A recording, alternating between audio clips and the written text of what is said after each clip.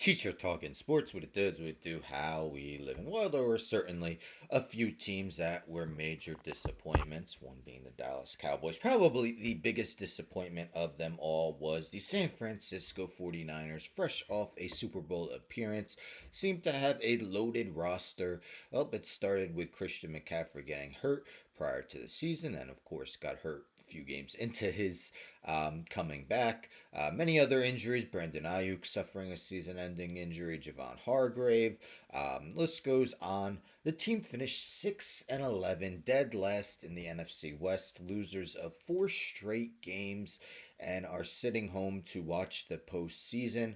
Well, you figure with a disappointing season like that, moves would be made, and a lot of people speculated that one of those moves might include Deebo Samuel, whose contract was restructured, making a post June 1st um, release designation easier to do.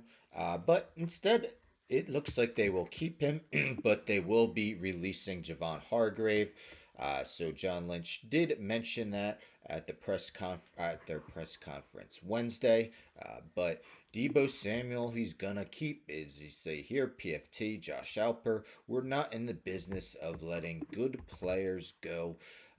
So 49ers shared their plan to release defensive tackle Javon Hargrave at the start of the league year during a press conference on Wednesday. Have no plan to do the same with wide receiver Deebo Samuel. While he stayed healthier, a number of his teammates, Samuel saw a drop in production from during the 2024 season, and it's been a few seasons since his absolutely insane season, which we'll look at shortly.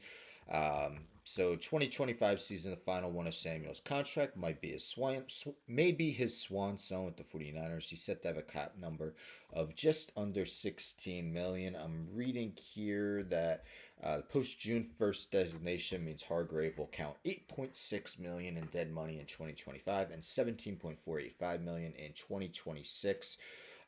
It would be a nearly 25 million hit in 2025 without the designation. He signed a 4-year, $84 million deal with the team. Stayed relatively healthy his first season, but last season played just 3 games after tearing his tricep. As I mentioned, so Samuel's still just 28 years old. You would figure in the prime of his career, but it has been a while since we've seen peak Deebo Samuel. So we see last year 51 catches for 670 yards in 15 games. So 3.4 receptions and 44.7 yards per game. Both career lows. Last season was his sixth. 3 touchdowns. You see that 2021 season when he had 1,405 yards, averaging a league high 18.2 yards per reception, 87.8 yards receiving 87.8 receiving yards per game that season. The 3 ensuing seasons, 48.6, 59.5, and 44.7. And remember, there was a time that people were calling Deebo Samuel a wide back because, he did so much damage as a running back as well. That year, he had 365 rushing yards on 6.2 yards a carry and 8 touchdowns.